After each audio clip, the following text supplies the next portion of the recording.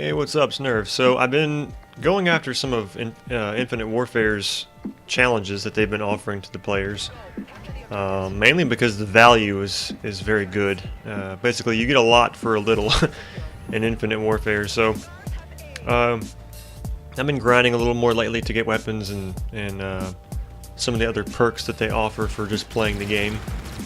And this match was the last one that I needed to get the weekly challenges done, to get those rewards. And it also happened to be a match where I could have had a nuke, which unfortunately didn't happen for a very common reason. I'm sure many people had the same issue of players either raging or triple capping, or in this case a combination of both.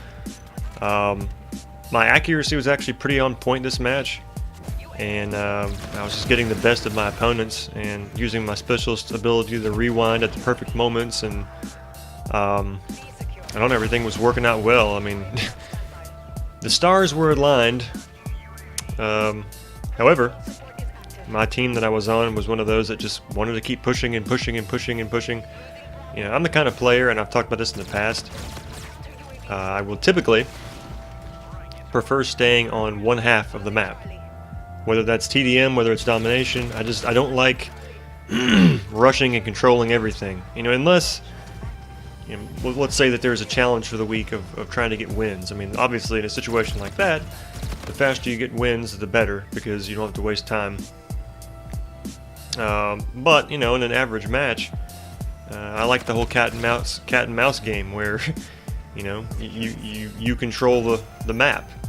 Basically, you know, you own your own flag, you own the center position, and then you let them come to you, and that's how you know, earn score streaks. You gain the competitive advantage when you control most of the map. So, and you know, when you start pushing and triple capping and spawn flipping and all that causes a lot of headaches, because you know, with the spawn flips, all of a sudden you have enemies shooting you in the back, which happens to me a lot. I'll have teammates and teams that just keep pushing and pushing and pushing, and next thing I know, I'm on some kind of decent kill streak, and that was one of my only deaths in the game. You're on a decent kill streak, and all of a sudden some dude spawns behind you because one of your jackass teammates is pushing their spawn, and it can, you know, screws it all up. So anyway, yeah, I like to stay on one side and let the enemies come to us. But that didn't happen this match, you know, which, you know, a lot of times when you see some of the better players getting nukes online, streaming, or in their uploads, a lot of times they're playing with friends or teammates, at least the ones that get nukes quite often, because they run with players that know how best to play the game. You know, you don't want people to rage quit, and you don't want to be rushing enemies down in their spawn. You want to give them room to breathe. At least give them the illusion that there's a competition. I know that sounds shitty, but I mean, if you want matches to continue and you want to do as well as you possibly can, you need to provide your enemies with a reason to stay in the game and keep playing.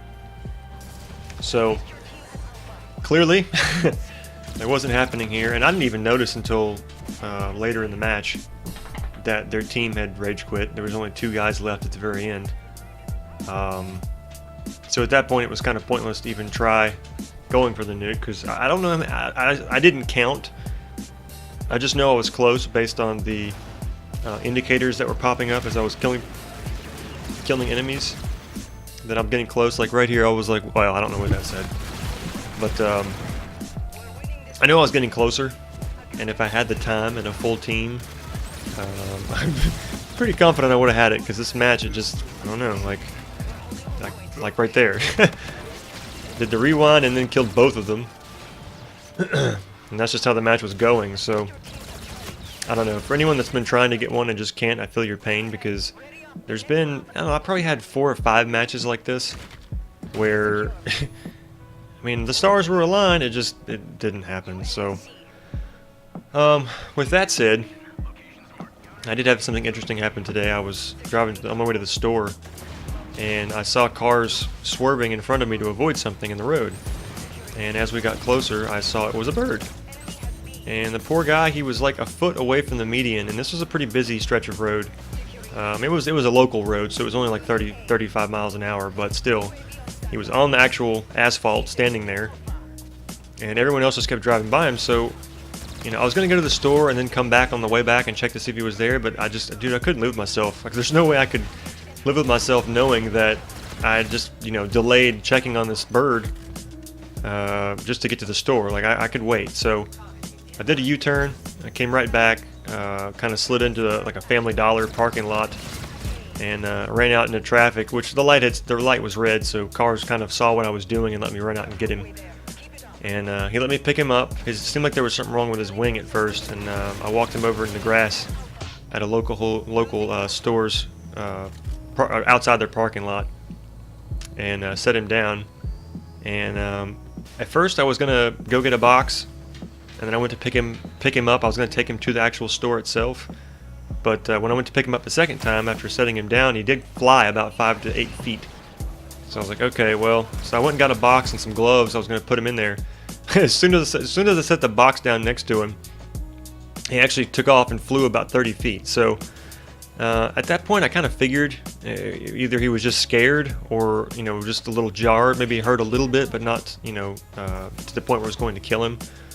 So I went ahead and drove off, and I drove back by on the way back from the gas station, and didn't see him. I saw a bird at the top of the hill where the other one had flown, and so I drove back through that parking lot of the store just to check, and it was only moments later, and that bird was gone as well. So I don't know if it was the same one or if it was a different one, but either way, he seemed to have recuperated and made his way safely on. You know, and I don't understand people sometimes. Like, I couldn't have been the first person to have the urge or the thought of, hey, this bird's gonna get fucking squished. You know, some people don't give a shit. I've probably said this before. In some ways, I care more about animals than people, just because animals usually don't fuck with you on purpose. But I don't know. I'm glad I can help them out. So now, this last topic, Infinity Ward. I love what they've done with the contracts and with the weapons in this game. Basically, 15 headshots earns you 3 supply drops. Now, let's put that into perspective. I think it's 10 or 15 headshots in Black Ops 3 only earns you 10 crypto keys, which is enough for 1 regular supply drop or a third of a rare supply drop. So when you do the math, this deal is 9 times the fucking value of the Black Ops 3 contracts. And I don't know anybody that would really argue that Black Ops 3's challenge system and contracts are bullshit. Like, they don't offer you enough. And half the time they want you to do too much for too little. Like, win 5 games for 10... Come on. Win 5 matches for 10 keys with your sweaty-ass shitty matchmaking? Are you kidding me? Where's the value in that? Meanwhile, you got a game like this where it's like, you know, get 100 kills and you can earn a new taunt or gesture. You know, and then get 15 headshots and you'll get 3 freaking rare supply drops, which in this game is pretty much guaranteed to earn you a weapon of some sort, whether it's a duplicate or a variant. Either way, I mean, you're still guaranteed pretty much to get something. And not to say that I got much of anything good, but it's just the chances and the likelihood are much better in Infinite Warfare. You know, why it is that Black Ops can't do what they've done with this game, I don't know. And let's see, the gesture I got, I can't remember what it was. I'm trying to find it. I found it here. It looks like it would be funny. Yeah, I think he's like doing a hand. I think he's doing like an RC8, either a hand puppet, like shadow puppet, or he actually has like a toy version or something. But anyway, I'll show that off in my next video. But anyway, yeah, failed the nuke, saved a bird, and Infinite Warfare has got Black Ops 3's number on the supply drops and guns. So anyway, thank you guys for watching. If you enjoyed the video, please don't forget to like and subscribe, and I'll catch y'all next time. Peace.